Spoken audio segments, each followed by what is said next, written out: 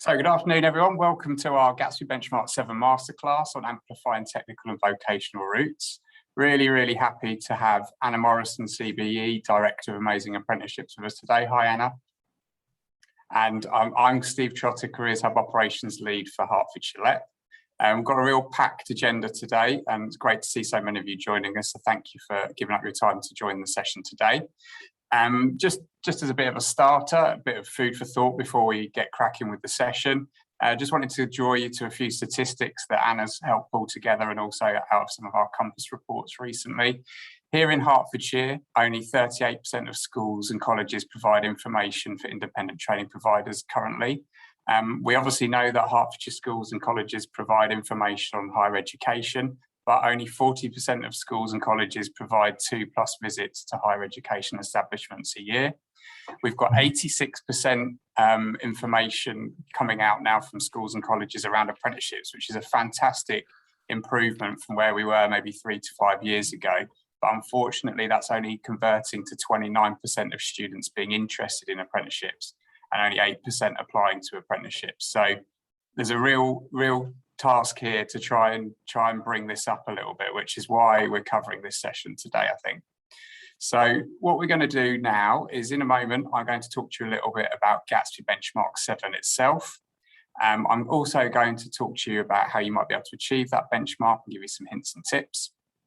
I will also, today's session naturally will cover information about all post-16 and 18 options around apprenticeships, independent training providers, further education and higher education providers. And hopefully at the end of the session, you'll have a bit more of an understanding of independent training providers in particular. And we've got a resident expert, Anna, today to talk to us about the national and local picture around apprenticeships, vocational and technical pathways, which is great. You can see from the agenda, we've got a really packed amount of information to get through. I will go through the Gatsby Benchmark 7 shortly. And then we've also got the local picture information and national picture from Anna. We'll move on to hearing from our great guest speakers, Andrea Dodd from PLG and Emma Pearce from the University of Hertfordshire. And then depending on how much time we have, we will then look to have either a bit of time for reflection or discussion around how you might use the Ask an Amazing Apprenticeship offer, how you might use your independent training providers better, and also the University of Hertfordshire. So great, lots of content to get through today. So here at the Careers and Enterprise Company in Hertfordshire, we've had a slight change of teams, just making you aware of our new structure. Gareth Dace is now Careers Hub Strategic Lead. Myself, Steve Trotter, I'm now Careers Hub Operations Lead, but I'm also looking after the Welwyn Hatfield schools and some of the East Hertfordshire schools. We've got great new members of staff in Chris Doughton, Enterprise Coordinator for Broxbourne and surrounding areas. We've got Debbie Laff starting next week, covering Stevenage, North Herts and Hertford. And we've got Shay Costello covering Watford and Three Rivers. We've got great long-standing members of staff, Leslie Leggett covering St Albans and Dacorum.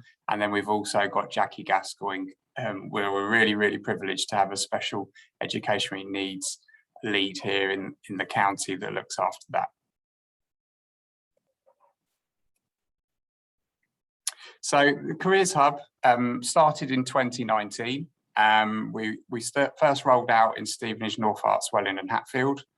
Then we moved on to Watford and Three Rivers last academic year. And then we're really privileged that we've managed to secure St Albans and Dacorum and Broxbourne and East Hertfordshire from this September. So it's great to have a whole county coverage, and it means that events like this enable us to be able to get everyone together, share best practice, and really dive into the hot careers topics around the county. So really happy to have the Careers Hub up and running. Here at the Careers and Enterprise Company, we're still about building networks, supporting you guys as careers leaders and enterprise advisors, and backing the Gatsby benchmarks.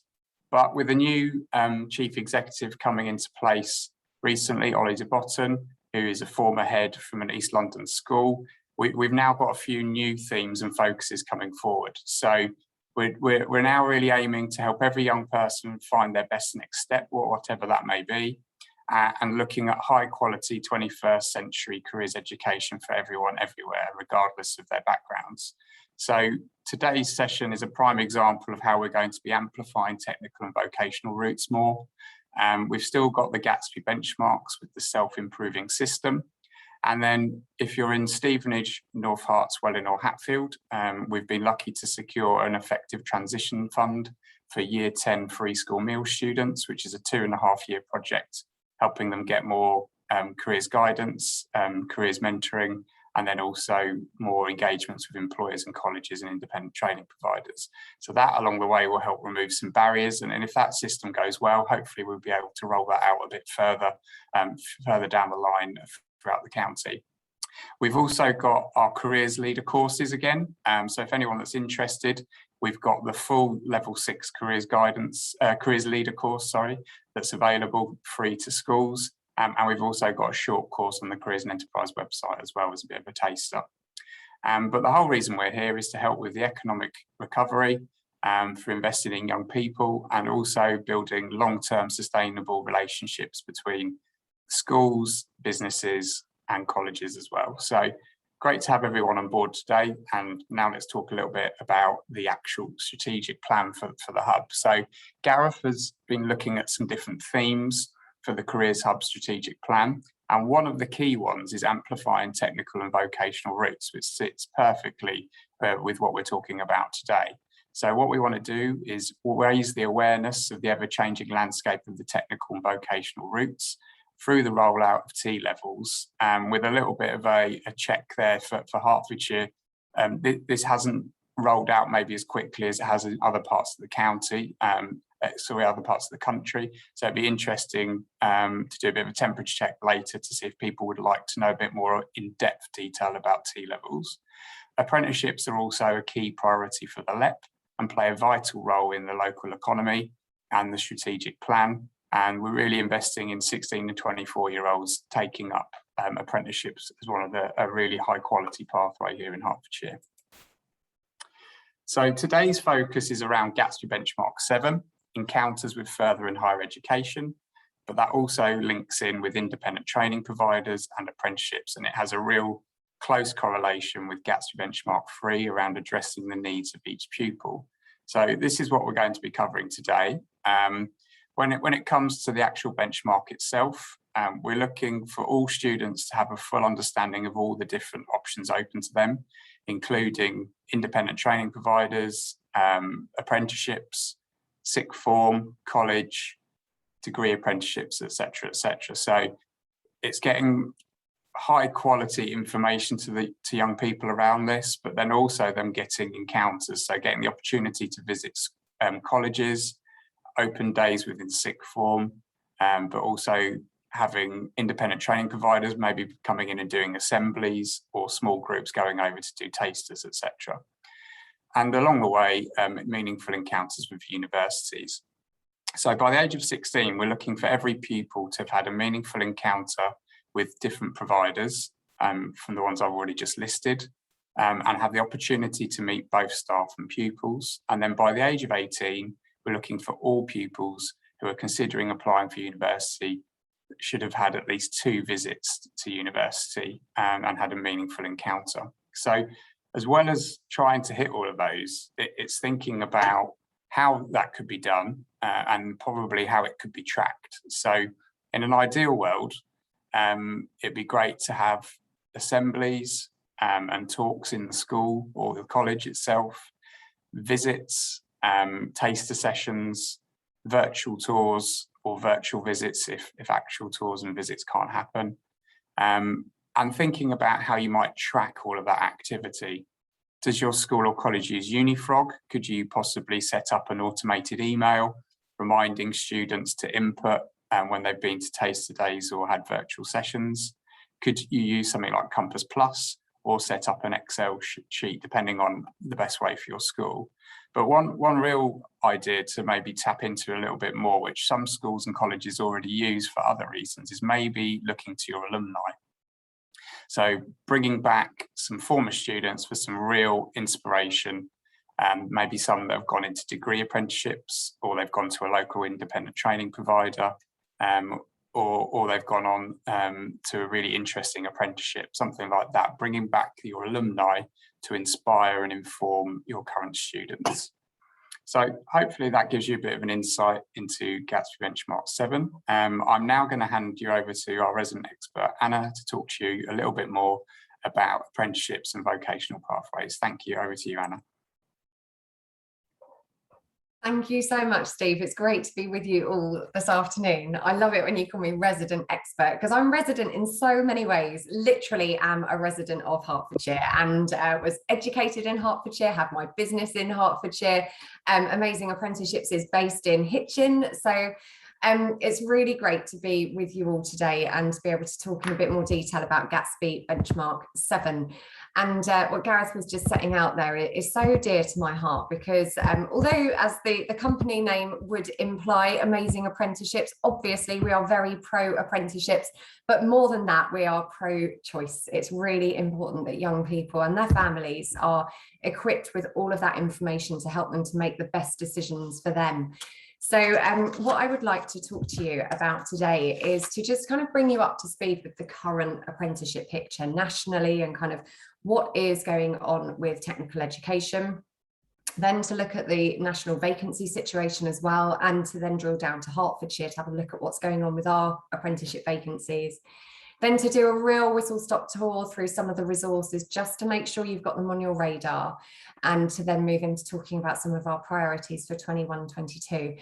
Before I then hand over to the fantastic Andrea Dodd, who is one of our local Hertfordshire independent training providers, and her organisation PLG just do some fantastic work. And I think it's so important that we start to raise awareness of Htqs and the fantastic employers and apprentices that they are working with. So what's been happening? So last time I probably spoke to you, it perhaps wasn't great news about apprenticeship vacancies, because we were experiencing all sorts of trouble, really. Vacancies had dropped off. I'm really pleased to say that they have now returned to pre-pandemic levels. We are up there, it's a really good, 18,000 and climbing number of vacancies. Our challenge is that we're not getting enough applicants through for them. So that's something I'd love to pick up with you.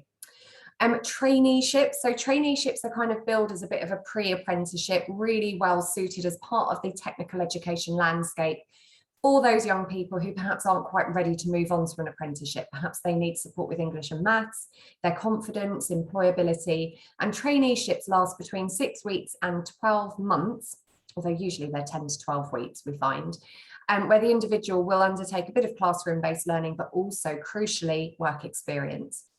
And traineeships are really growing in popularity.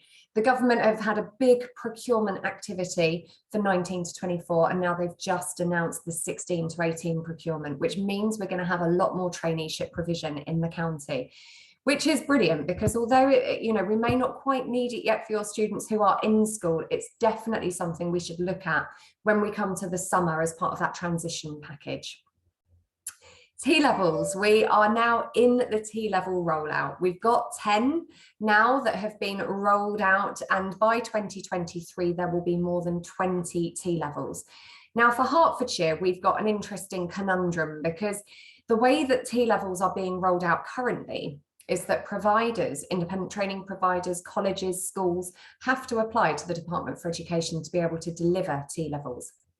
And actually we haven't got any provision for T-levels in Hertfordshire, but it's coming. So we do know that West Herts College and a school in Broxbourne are going to be delivering. And then come 2024, actually any provider is going to be able to deliver T-levels. So what's really important is that we are getting ourselves familiar with T-levels, even though there might not be that kind of immediate pressure for T-levels. We know that it's coming, so we need to be ready for it, and we need to start those conversations early with students and their families, particularly when it's something new. Talking of new kids on the block, higher technical qualifications, the next bit of the technical education reform, if you like.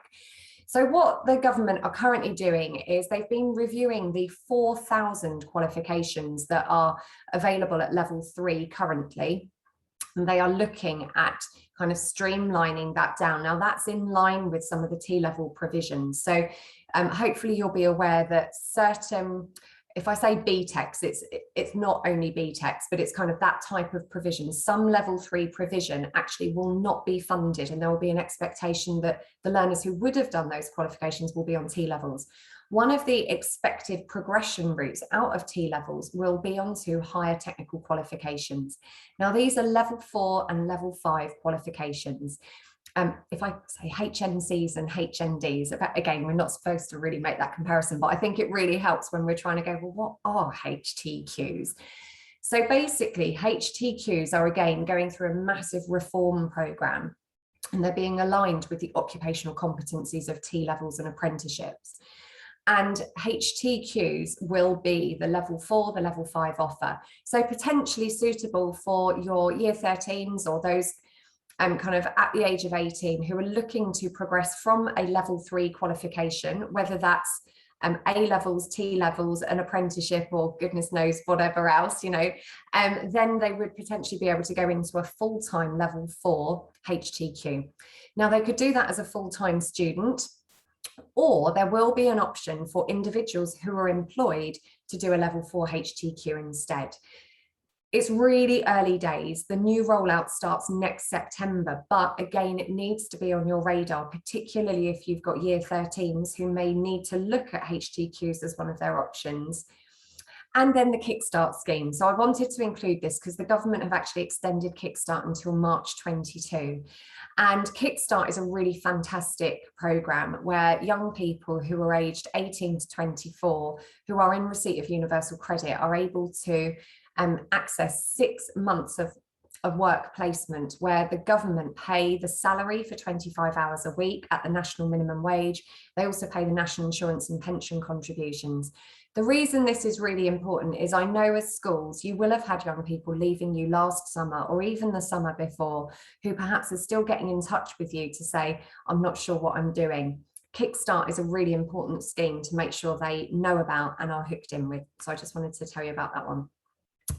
Now, when we talk about youth unemployment, it's quite interesting because nationally, they will say youth unemployment isn't really a problem. You know, we're not seeing rising numbers of young people who are dropping out or aren't engaged in something.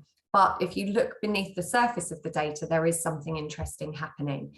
So 22% of all people, all working aged individuals who have been unemployed for over 12 months are 16 to 24-year-olds. So really disproportionately represented when you think of the working age population, and that nearly a quarter of the unemployed individuals are 16 to 24-year-olds at the moment. A couple of other headlines for you. You will remember earlier in the year, we did a parent survey. Thank you for those of you who circulated it to your parents. The report was kind of finalised in May, and it actually showed a 10%, well, actually it was 9%, parental drop in apprenticeship confidence by parents and carers. So we know that we've got work to do with both young people and parents and carers in restoring some of their confidence in the apprenticeship offer.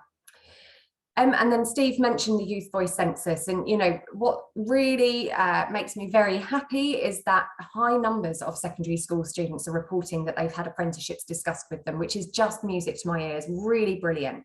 But only 29% of them are then likely or very likely to want to apply for an apprenticeship.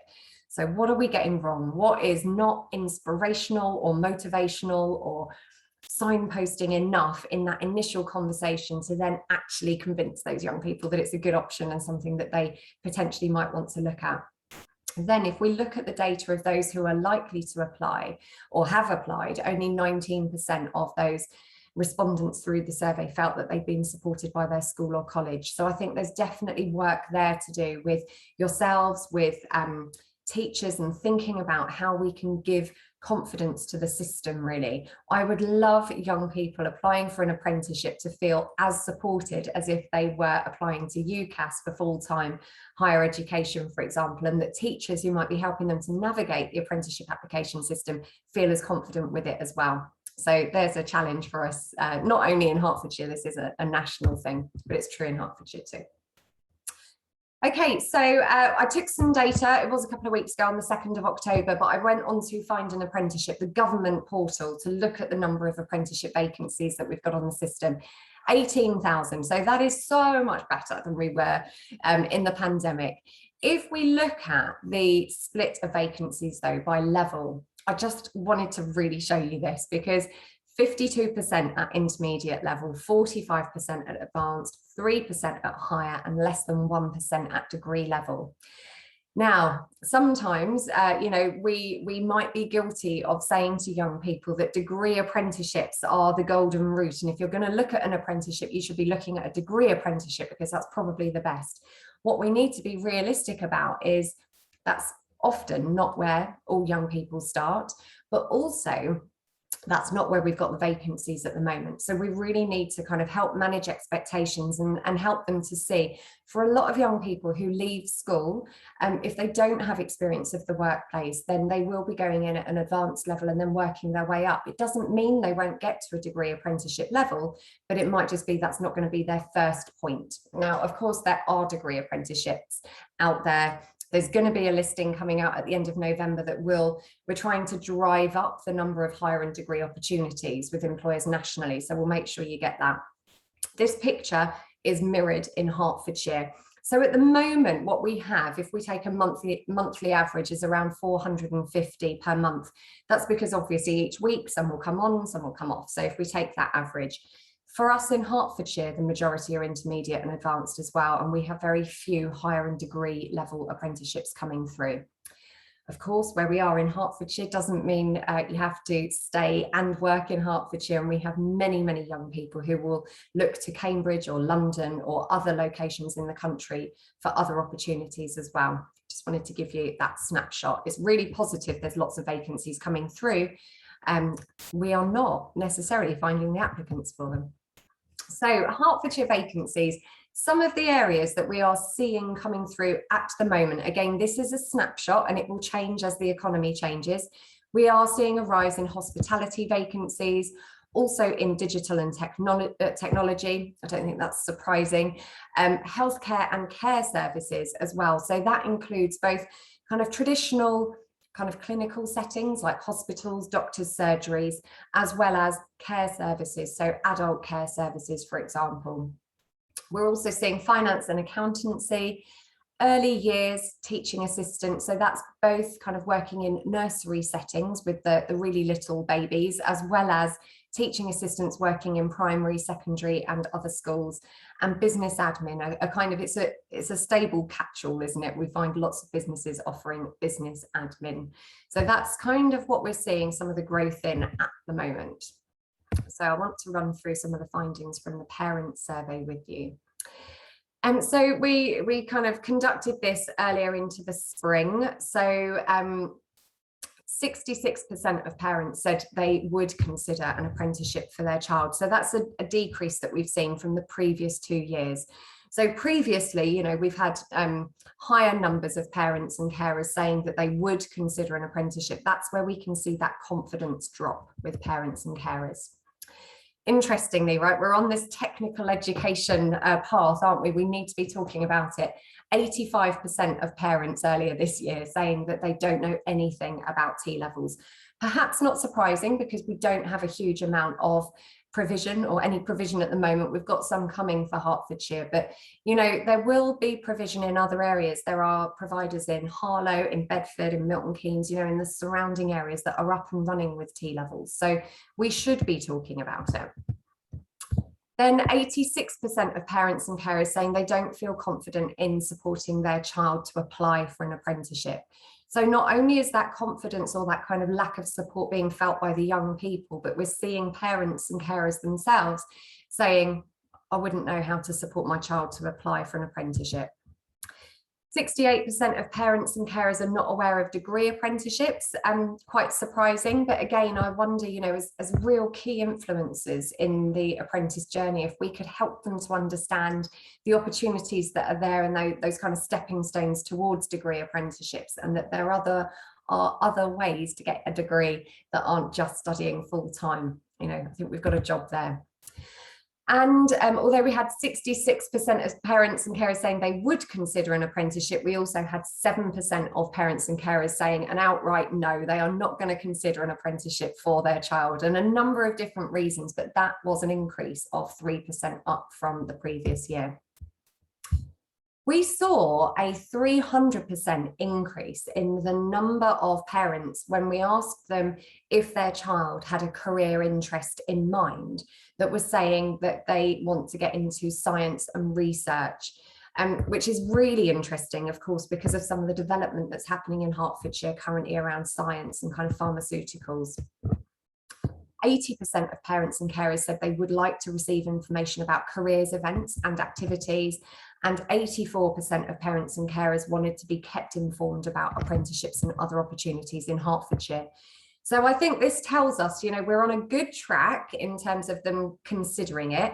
They don't really feel that they know enough to support their child, but they definitely want to be kept informed. So this gives us a really positive place to be able to move forward from, hopefully, over the next academic year. Just to raise another programme with you that has launched in Hertfordshire, Project Positive is a programme that's been launched with Hertfordshire County Council and Amazing Apprenticeships to support the creation of high quality apprenticeships for care experienced young people. We're always really mindful of, although kind of, you know, talking to the masses, we have a number of underrepresented groups in Hertfordshire, care leavers and care experienced young people being one of those, for whom we find that they are experiencing greater challenges and barriers in being able to move into employment and achieve independence.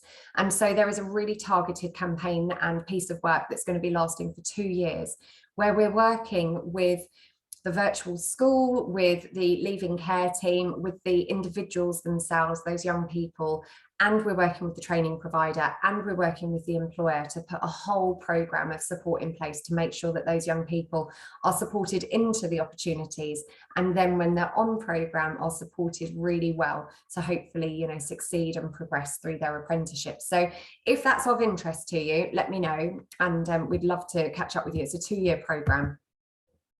Okay, free resources. I am just checking. This is why I'm going to go through it really quickly, because you may know about some of these. So the Amazing Apprenticeships website was refreshed this summer. There's a few different new zones that we've put on there. There's a teacher zone. And one of the resources that we've put in there is the planning term by term resource. You may find that useful because we do get asked for that a lot, kind of, have you got a calendar? What should we be saying and when? And that might help you to structure some of the activities that you're doing in your school. There's also the monthly parents and carers pack that's created. Now within that, we always feature apprenticeships, traineeships, T-levels and SEND.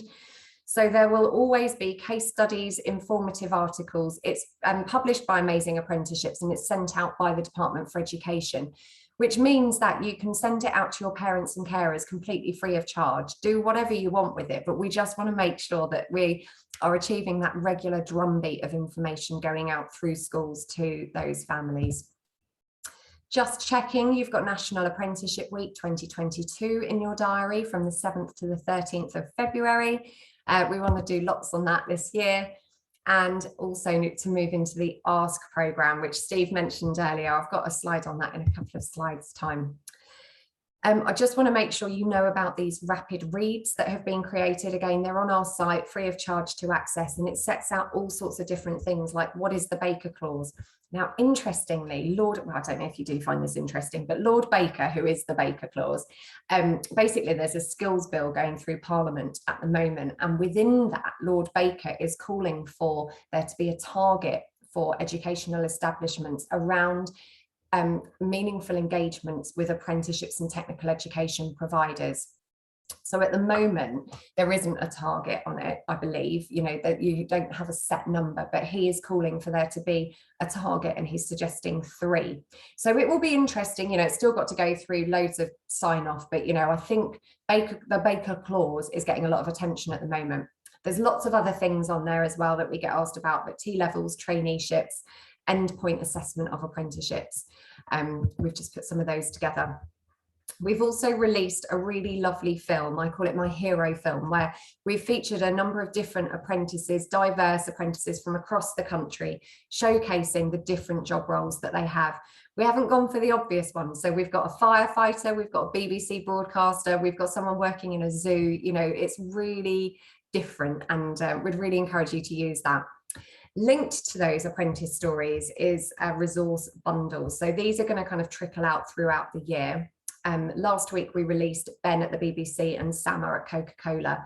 But again, we're trying to help teachers to just make this easy to get it into their classroom. So there's a lesson plan, a worksheet, a PowerPoint presentation, and the full apprentice story, which is 4 or 5 minutes long. So it's a nice kind of half-hour classroom activity that teachers could be using.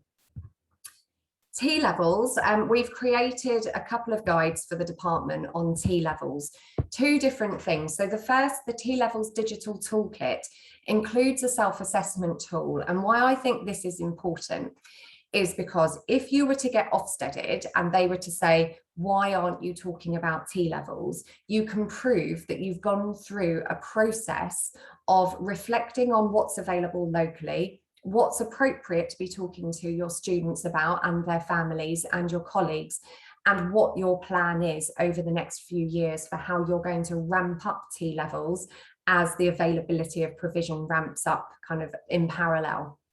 Linked to that is the red guide, the T-level teacher guide, which basically just takes you through the nuts and bolts of T-levels, what they are, how they're structured, what an industry placement is. I would recommend maybe get that on your staff intranet, put some copies in the staff room, you know, however you share information with colleagues, but just make it that it's kind of regular and accessible. There's a few other resources that we've released as well. There's an activity pack, poster bundles and all sorts. The link for them is all down the bottom. The Ask programme. So the Ask programme's gone through a bit of a reform as well. You'll notice the logo has changed. So in the top right hand corner, apprenticeships, traineeships and T-levels. You can see where the push is coming from, can't you, with the government and through the CEC as well. So everyone's kind of pushing towards all options being explored simultaneously. There's a few new bits of support that you can access through the Ask programme, like mock interview and assessment centre support, teacher CPD, which we don't traditionally have a very good uptake in. We've got a new Hertfordshire lady who's supporting us, Pasang. And so if you haven't been in touch with Pasang yet, please do. You basically just need to go to this website, which is shown at the bottom, complete the form, hold a planning meeting, look at what is needed for your school, and then get started. And Pasang will be able to just dovetail in nicely with any of the activities that you're already doing. And then I just wanted to finish up by talking to you about what is an independent training provider, because there's a brilliant resource that is available. It was updated earlier this year and it's on the CEC website, and I thought you might be interested. But just to kind of, you know, when people are like, why do we need to be talking about independent training providers? Surely colleges are our biggest providers, aren't they? Aren't they? Well, actually, of course, FE colleges are huge providers of skills. But when you look at apprenticeships, there are 2,130 providers registered on the Register of Apprenticeship Training Providers. That's basically like the quality assurance register that you have to get on to be able to deliver apprenticeships. 77%, over 3/4 of the providers who are on that register and approved to deliver apprenticeships are independent training providers. And Ofsted state that as of February this year, 80% of ITPs are good or outstanding. And we have some brilliant provision in Hertfordshire in our local area. But one of the things that hopefully you'll understand through Andrea's presentation coming up next is around, actually for ITPs, they may be based in Hertfordshire, but they may not be based in Hertfordshire, but still delivering significant volumes in our county.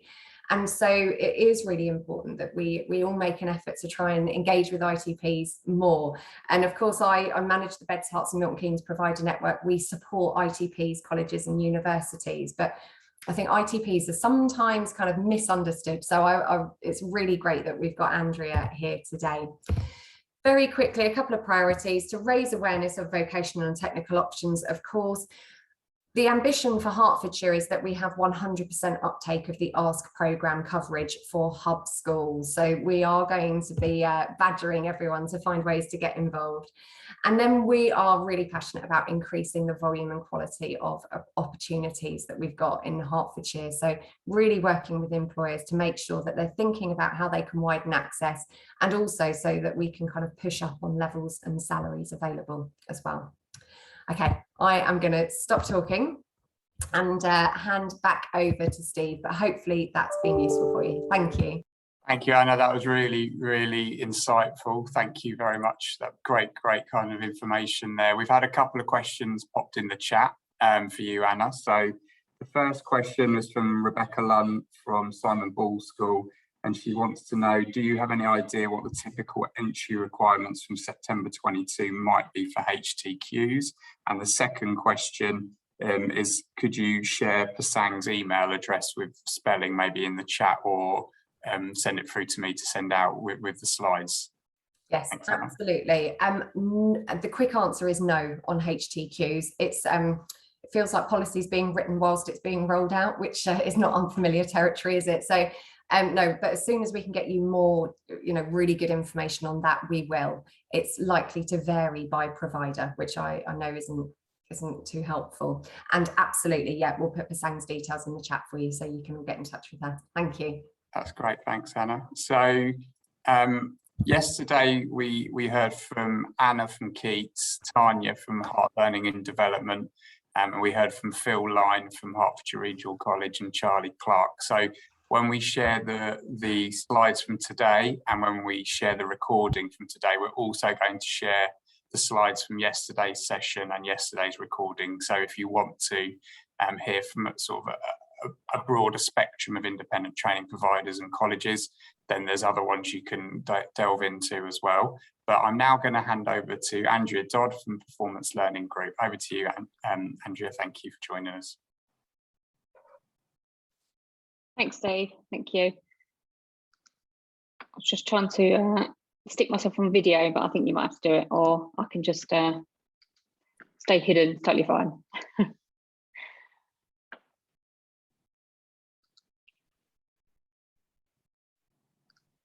There we go.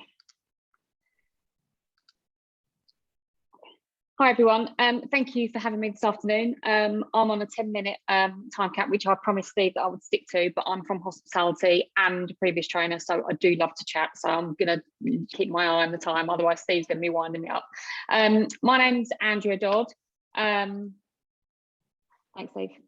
I am the MD for Performance Learning Group. Like Anna just said, we predominantly deliver hospitality apprenticeships. We are based in Hertfordshire. We have our head office in Hertfordshire. However, like Anna said, we do deliver nationally. So I have trainers up and down the country delivering apprenticeships on site with employers. So just to give you kind of a bit of a whistle-stop tour about us and PLG, it's owned by myself and two other directors, Andy and Barry. Andy looks after quality and Barry looks after operations. We were formed in 2015 after all of us working for very large training providers and very large colleges. All of us were apprentices ourselves back in the day, all in hospitality. So we can all deliver all the different qualifications and standards that sit across hospitality, and we'll have expertise within the hospitality industry. I've got a lot more experience than the boys have, but I like to think that I've slept in Tupperware for a long years, so I try and keep it to a minimum of 10, 15, 25 years. The reason we started the business in 2015 was the focus on quality and teaching of learning. I have nothing against other large training providers and colleges. We work with quite a lot of them as kind of in conjunction with them, but for me there was a lot around bums on seats and getting people to fill in holes rather than it being actually about the quality of teaching and learning and the apprenticeship meaning something to that individual and to that employer, and actually for return on investment for both of them. So that apprentice would come out not only with a qualification and now a standard, but actually it means something in their life. So that's why we decided to start the business a few years ago. In my mind, when I used to work back in hotels and restaurants, my training programs that I delivered as part of my hotel was very different to anybody else's that was in the industry. So my hotel, my standards, my policies and procedures, our values were completely different to a hotel that was down the road. And that's what we bring to PLG, and that's what we bring to all our training programs, which can sometimes be a bit of a pain in the backside for Andy specifically, because he's the one that writes the programs. But every single employer we work with has their own individual scheme of work and their own delivery scheme. All of their delivery is completely designed specifically to them. It has all of their language in it. It has all of their visions and values in it. Hospitality is a great industry for calling people different things. So customers can have about 25 different versions of what they're actually called.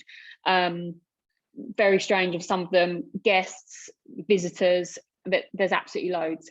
But for people within the industry, their kind of values and their ethos is very much around their language. And that's really, really important to them. And for me, as a provider, we have to make sure that actually we're keeping our employers happy, because at that point, they're obviously then valuing in their staff.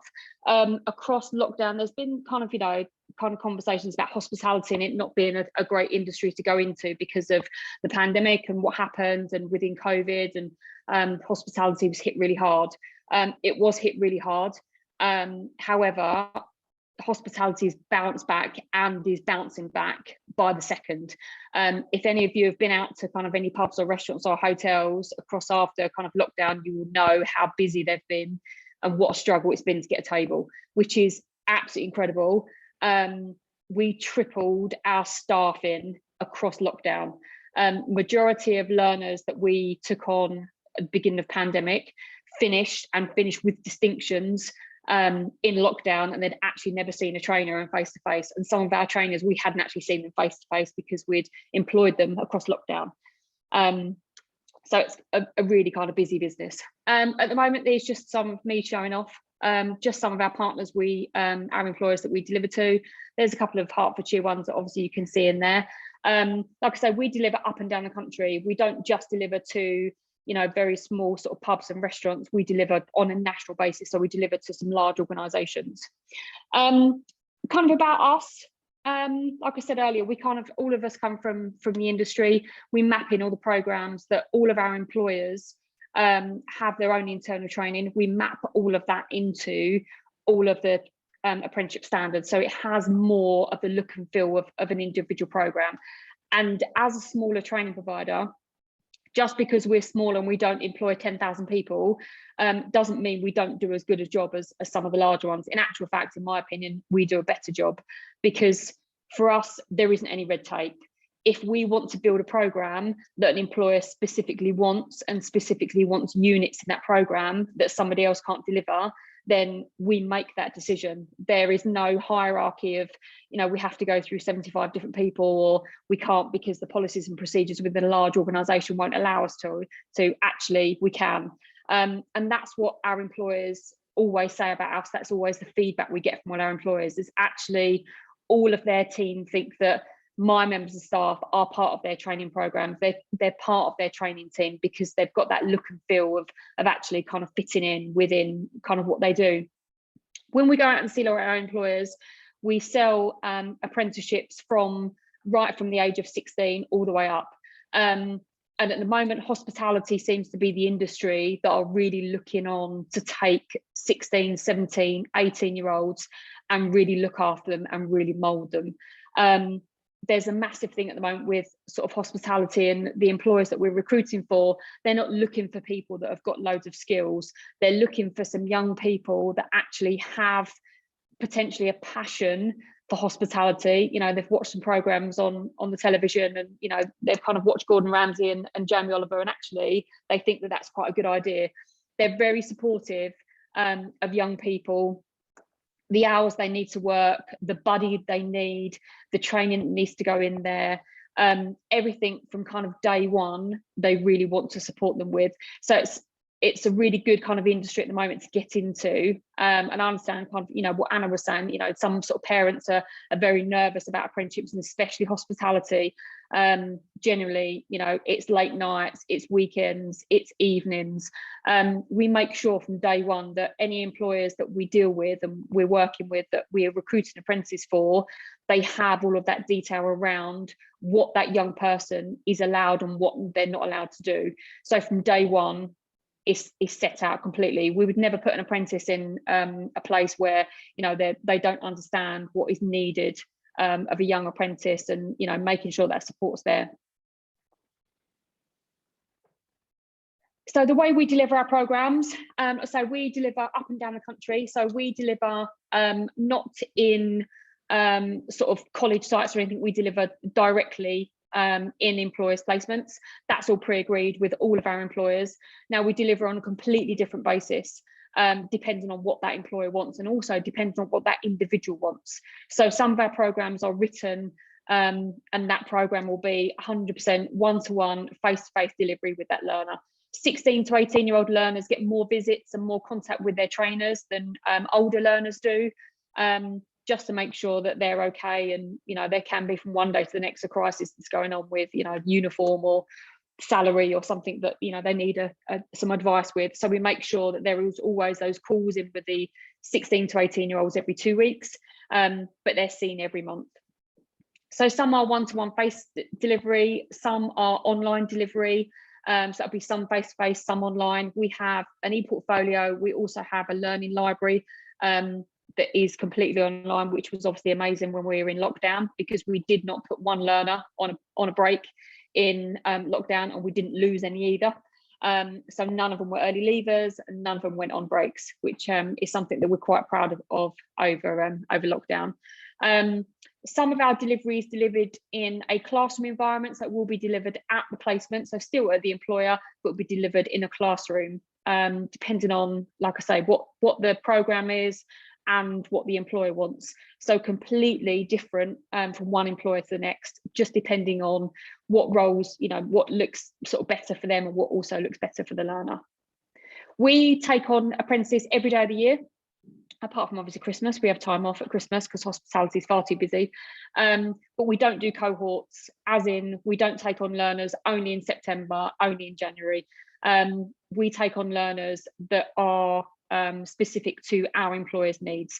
So if they look at taking on a cohort of 10 learners in November, we take on a cohort of 10 learners in November. If they're looking at taking on one, we take on one.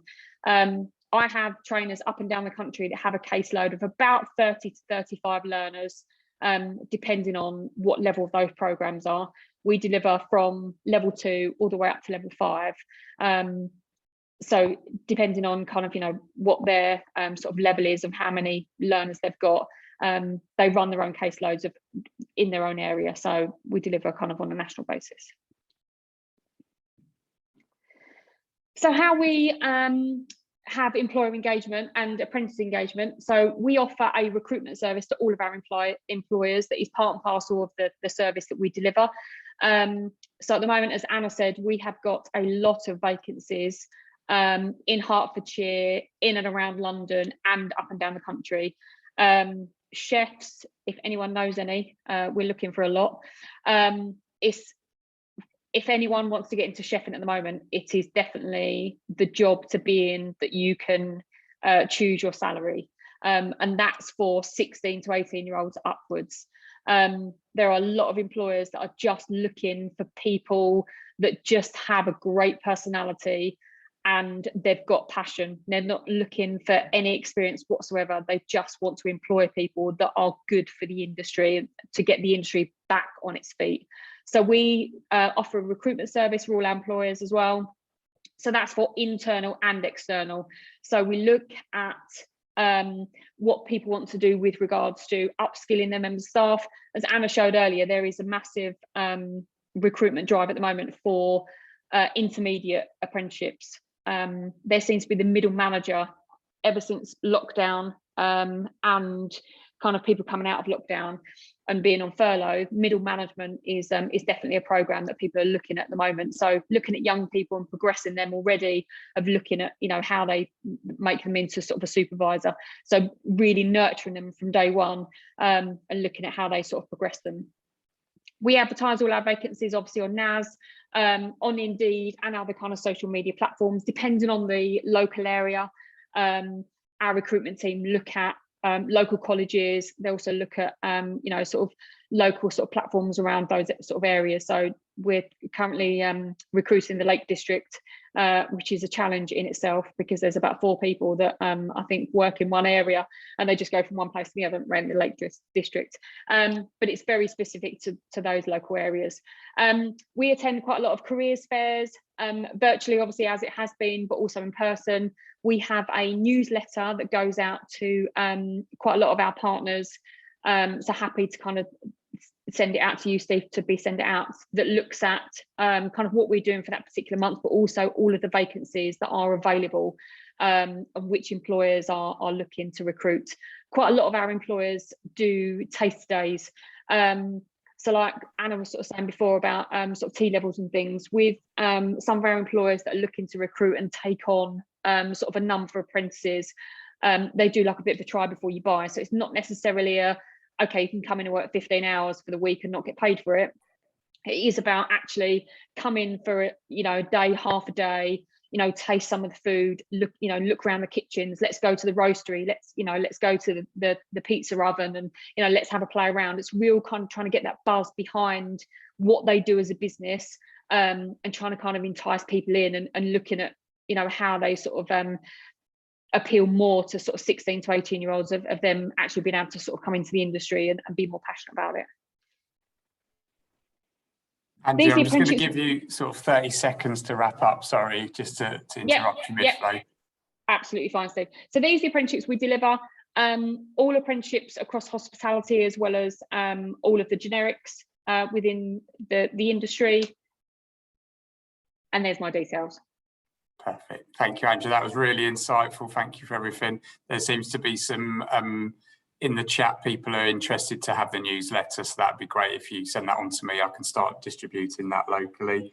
It's great to hear about the hospitality industry coming back. It's also great to hear that there's loads of apprenticeships in it. It's a growth area, and the fact that many of the schools on the call tonight, you know, it could be a good option for students to start getting their part-time jobs in as well as the apprenticeship, around that kind of try before you buy, like you said there. So yeah, and also that it's giving real opportunities to some students that may come from slightly limited qualification backgrounds, but could still strive to improve themselves. So that's been great, Andrea. Thank you ever so much. And if I could hand over to you, Emma, if you don't mind coming off mute. Thanks, Andrea. Yeah, perfect. Thanks you so much, Steve. So yeah, afternoon, everyone. I'll just get my presentation. Share that. Perfect. Right. So yeah, I am. There we go. My name is Emma. I am the Widening Access Officer, or one of the many Widening Access Officers we have at the University of Hertfordshire. So I'm going to give a really quick overview of what we do. It is going to be quick because actually, as you can see from just my intro slide, this wheel shows you all the groups of students that we try to target. So you can tell we've got lots of things kind of going on, but I'll sort of give an overview of the general stuff we do, and then some of the more specific things that sort of targeted work. So really, the Widening Access Department is part of the university's kind of commitment to working with the local community and providing impartial advice and guidance to students who are underrepresented in higher education. So that could be students from postcode areas where there's lower progression to higher education, or it could be students sort of care experienced, SEND sort of students, young people with from military families, that kind of thing. So the important thing really is that we are impartial. So we have a separate recruitment team. Their job is to recruit through the university. Our job is not recruitment, so our job is to give impartial advice and guidance. We report to the Office for Students, and as part of that work, we are working on the Aspire Higher programme, which is a collaboration with the universities of Bedfordshire and Northampton. And that's to work with specific students in specific target schools, and kind of report on that work. So really, if students we've spoken to either go to university or they do an apprenticeship, they progress in education, that's kind of our job done, which is really nice because that means we can be sort of honest and impartial and help young people make decisions that are right for them rather than try and just encourage them to go to one university.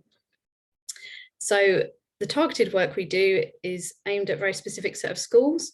We have criteria that we use, and we kind of review these schools on a regular basis. So this is our current school sort of two-tiered school list for the academic year sort of 21 to 22.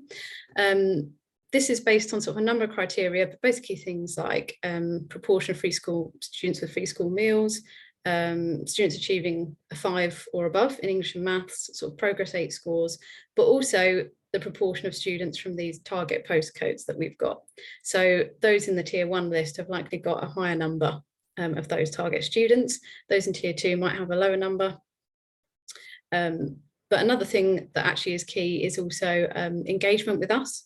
So if schools engage with us a lot, they kind of might get pushed up. If a school doesn't engage repeatedly, like we'll obviously try and engage as much as possible because we want to work with them, but eventually they might move to the tier 2 list if they don't engage. But we'll always try and keep, communication open. And if a school who's on this list hasn't spoken to us for a while, they get in touch. We're super excited and want to work with them because you've got the students kind of that we want to work with.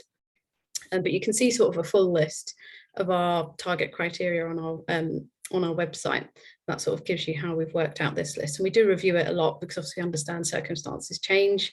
And this list might not always be relevant. So we kind of change it and review it sort of as circumstances arise. There's also sort of 2 additional categories.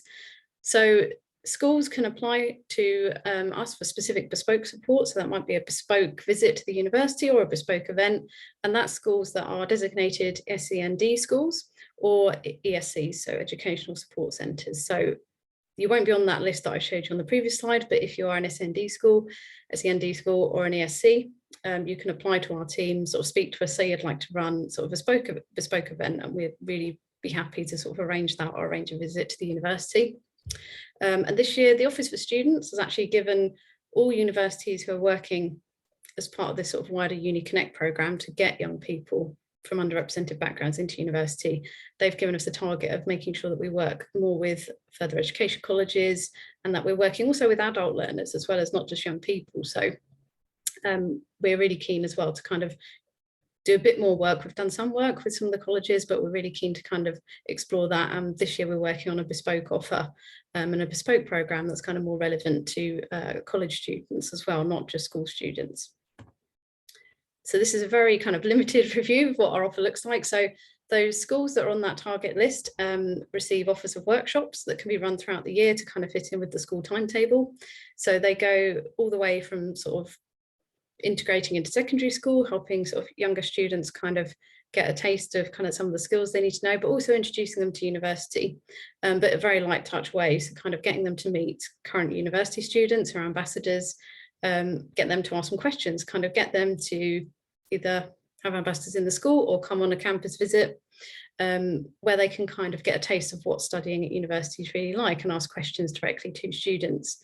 And that kind of offer goes up sort of in detail, I guess, in terms of it's very light touch at Key Stage 3. When we get up to Key Stage 5, it's much more specific, bespoke support in terms of helping them with applying for student finance, applying for UCAS.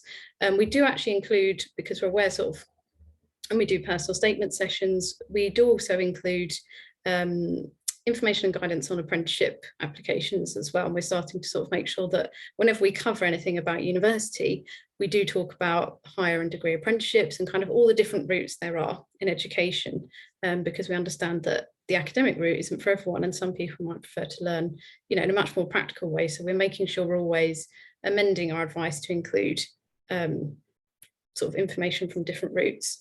And we have a number of events kind of taking place as well, sort of throughout the year. So with our events, we aim to make sure that we either bring young people on campus where they can get sort of a tour of campus, for example, kind of some taster lectures, an opportunity to meet current university students and ambassadors, or that we're doing something kind of unique and interesting in the school. So for example, theatre groups that sort of cover routes into education and routes sort of post GCSE and post A level, that go into schools and kind of talk through kind of educates students on their education routes available in a more interesting way than we can, do it sort of in a kind of creative way. So we're kind of booking those in at the moment.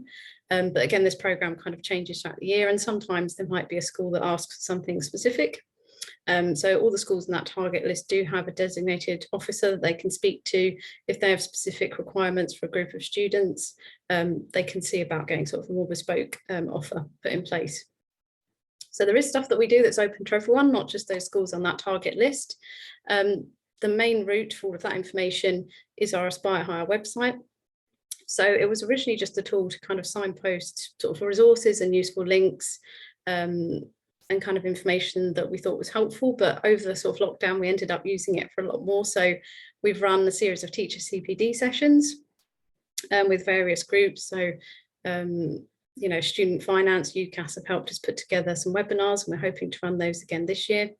We're also hoping to offer some parent webinars as well, so we can sort of offer parents information on relevant topics. So we're kind of gathering information at the moment about what parents would be interested in.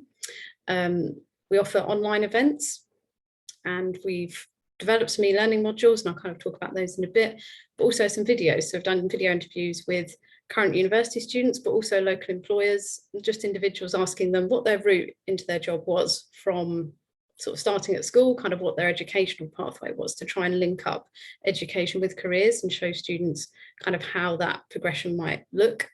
And that degree subject isn't always the most important thing. It's more about the skills you get with the degree. And the degree sort of helps you get that career, but it doesn't have to be, you know, you study history, you become a historian. It could actually be you study history, you end up working in business, but it's those skills that have helped you.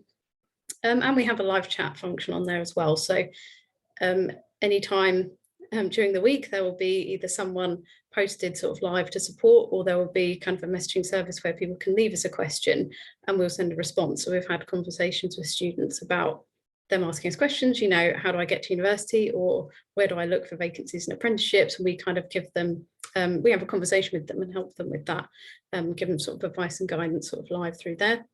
And we have a termly newsletter as well that we send out to anyone who signed up. So if you're interested, please do sign up to the newsletter. We kind of just advertise all events and things that are happening in there, and advertise local sort of wider outreach as well that other people are doing, for example, the LEP or amazing apprenticeships, things like that. Any sort of opportunities that are out there, we try to collate together and send out to teachers.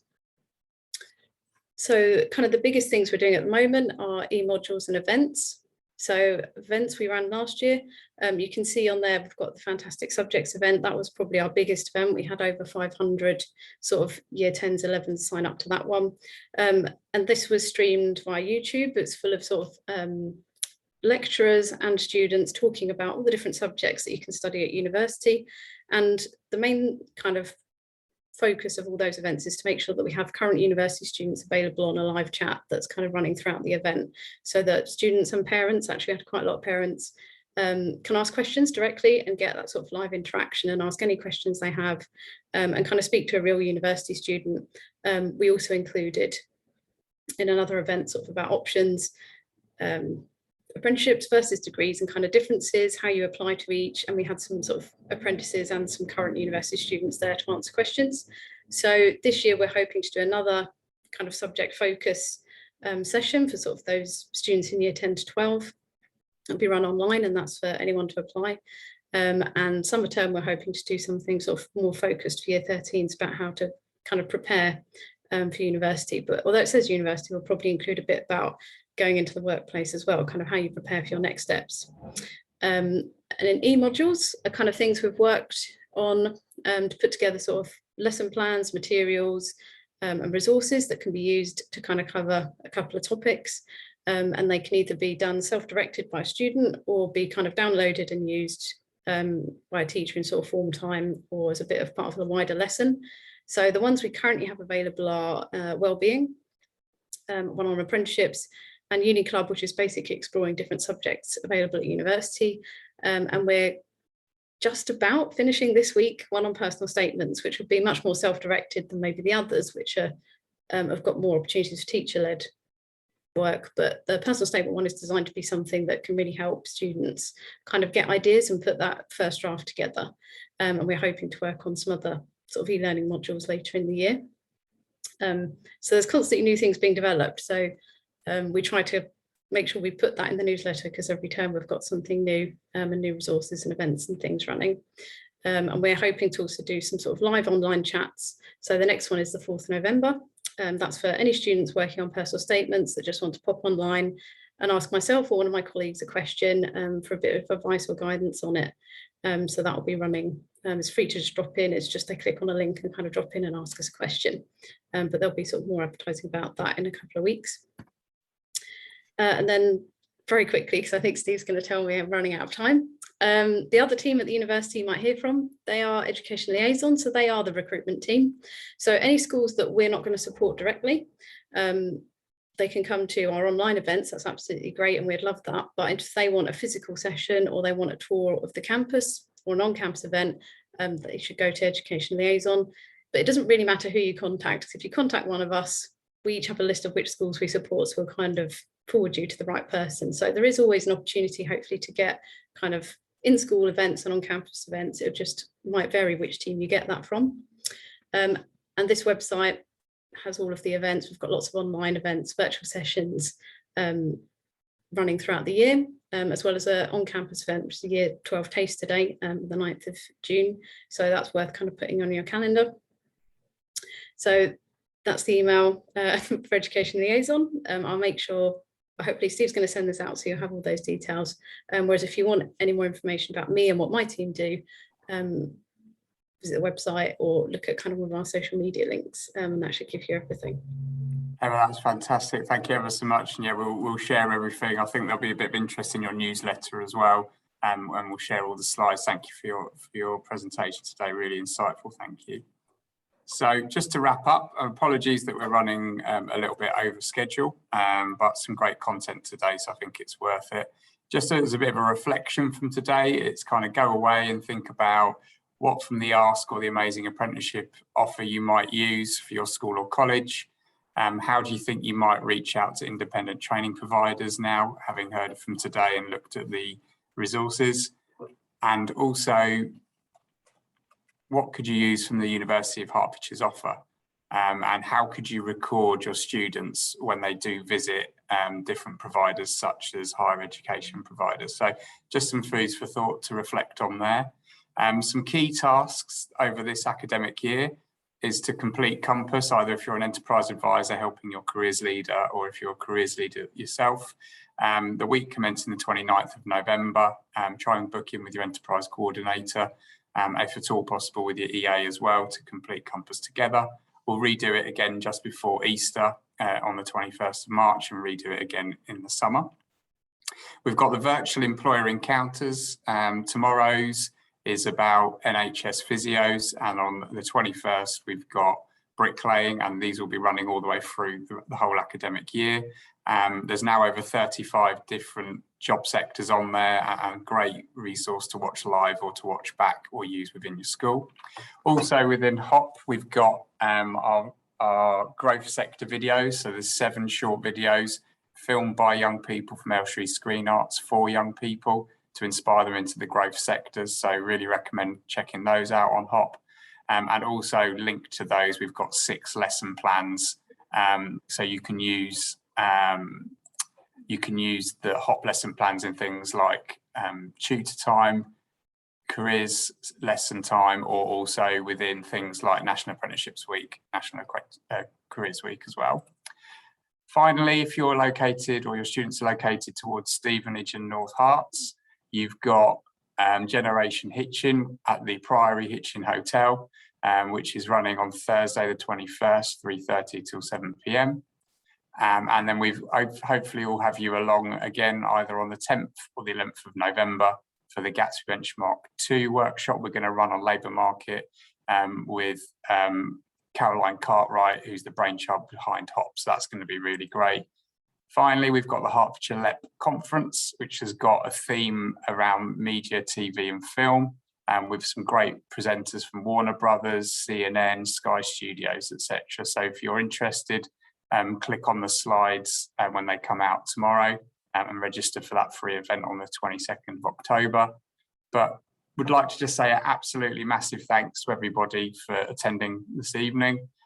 Great guest speakers. So thank you to our guest speakers and also to Anna as well. Great insight nationally and locally. And please feel free to keep an eye out for the slides and the recordings, which will be out hopefully tomorrow. So thanks everyone for all of your help today, and enjoy the rest of your evening. And Anna, if you just want to come on and say goodbye, that would be great. Thanks, Anna. Again, yes, thank you. Wow, what a packed session. But yeah, thank you so much for inviting me along, and to the other speakers, and very much look forward to working with all of you in this academic year. And just to say, if there's ever anything that you